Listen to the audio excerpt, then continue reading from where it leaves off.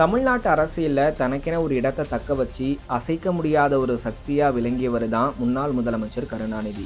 அவருக்கும் அவருடைய பேரன் தற்பொழுதைய தமிழ்நாட்டோட துணை முதலமைச்சரா இருக்கக்கூடிய உதயநிதிக்கும் பெயர் ஒற்றுமை மட்டுமல்ல, பல ஒற்றுமைகளை பார்க்க முடியுது.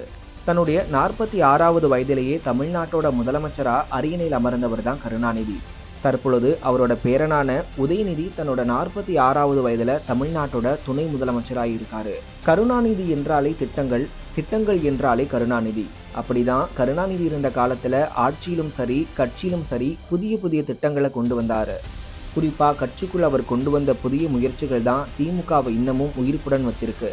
குறிப்பா வாசகர் பாசறை மூலம் அனைத்து மாவட்டங்களிலுமே நூலகம் அமைத்து வாசிப்பு பயிற்சி, எழுத்து பயிற்சிகளை நடத்தினாரு. அது மட்டுமின்றி பேச்சு போட்டிகளை நடத்தி இளைஞர்களை பேச்சாளரா உருவாக்கினாரு கருணாநிதி. அதே போல உதயநிதியும் இளைஞரணி தலைவரா பொறுப்பேற்ற பின் இல்லந்தோறும் இளைஞரணி என்பதை முன்னெடுத்து வீடு விடா சென்று இளைஞர்களை சேர்க்கும் பணியாக திறம்பட செய்தாரு. இதனால உதயநிதி பணியை அங்கீகரிக்கும் வகையில மீண்டும் அவருக்கு இளைஞரணி செயலாளரா பணியாற்றும் வாய்ப்பு வழங்கப்பட்டது. அதைத் தொடர்ந்து கருணாநிதி நூற்றாண்டை முன்னிட்டு 100 பேச்சாளர்களை அடையாளம் காண இளைஞரணி சார்பில் நடத்தப்பட்ட போட்டியில 182 பேச்சாளர்களை அடையாளம் கண்டிருக்கிறாரு உதயநிதி.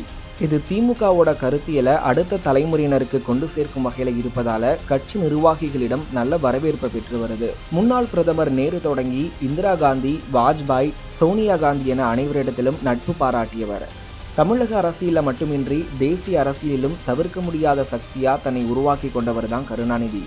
பாட்டனுக்கு சற்றும் குறைவில்லா பேரன் 6 ஆண்டுகால அரசியலிலே தேசிய முகமா உயர்ந்திருக்காரு. பாஜகவுடன் கூட்டணி அமைத்த போதும் மதவெறியை மாய்ப்போம் என முழங்கியவர் கருணாநிதி. ராமர் என்ன என்ஜினியரா? அவர் எழுப்பிய கேள்வி தேசிய அளவில் சர்ச்சையை ஏற்படுத்தியது. அவரோட தலைக்கு விலையும் நிர்ணயித்தனர். அது மட்டுமல்ல, தனது வாழ்நாள் முழுவதும் மதவாத சக்திகளுக்கு எதிராக இருந்து தனது தாத்தா கருணாநிதி விட்டு போன இடத்தை பேரன் நிரப்பி வராரு. சனாதானத்தை எதிர்க்கக்கூடாது, ஒழிக்க வேண்டும் என்று உதயநிதி கூறிய அந்த ஒற்றை வார்த்தை மூலம் தேசிய அளவில் அறியப்படும் முகமாக மாறி போனார் உதயநிதி. பிரதமர் தொடங்கி சனாதானத்தை ஆதரிக்கும் கடைக்கோடி தொண்டன் வரை எதிர்ப்புகள் கிளம்பினாலும் சனாதான எதிர்ப்பும் கருத்தும் அதனால் வரும் விமர்சனங்களாலும் சிறிதும் தனது கருத்தை பின்வாங்காமல் மதவாத சக்திகளை அலறவிட்டிருக்கிறார் உதயநிதி. ஆந்திர துணை முதலமைச்சர் பவன் கல்யாண் சனாதான தர்மத்தை அழிக்க முடியாது, அழிக்க நினைத்தால் நீங்கள் தான் அழிந்து விடுவீர்கள் என்று உதயநிதிக்கு எச்சரித்தார். அதற்கு தனது தாத்தா பாணியில் okay let's wait and see என்ற ஒரே வரியில் பதிலளித்திருக்கிறார் உதயநிதி. ஆட்சியில் இருந்தாலும் இல்லை என்றாலும் தனது தொண்டர்களை தக்க வைப்பதில் வல்லவராக இருந்தவர் கருணாநிதி. அதற்கு அவரது பேச்சும் எழுத்தும் பெரிய பலமாக இருந்தன. பெரியார், அண்ணா ஆகிய இரு பெரும் தலைவர்களின் எண்ண ஓட்டத்தை புரிந்து செயல்பட்ட திராவிட இயக்க தலைவர்களில் முதன்மையானவராக விளங்கினார் கருணாநிதி. அதே போல உதயநிதியும் கட்சியில் உள்ள முன்னோடிகளை கௌரவப்படுத்தும் விதமாக எந்த மாவட்டத்திற்கு சென்றாலும் பொற்கிளி வழங்கும் நிகழ்ச்சி இடம்பெற வைத்து அதனை செயல்படுத்தியும் காட்டியும் வருகிறார். இளம் வயதிலேயே ஒரு பக்கம் திரைத்துறை, இன்னொரு பக்கம் அரசியல் என இரட்டை குதிரைகளில் சவாரி செய்ய முடிந்தால்தான் தனது 23 வயதிற்குள் அண்ணாவின் அறிமுகம், பெரியாரின் நட்பு என தமிழக அரசியலில் பரவலான இடத்தை அவரால் பிடிக்க முடிந்தது. அதே போல ஒரு பாணியை உதயநிதியும் எடுத்தார்.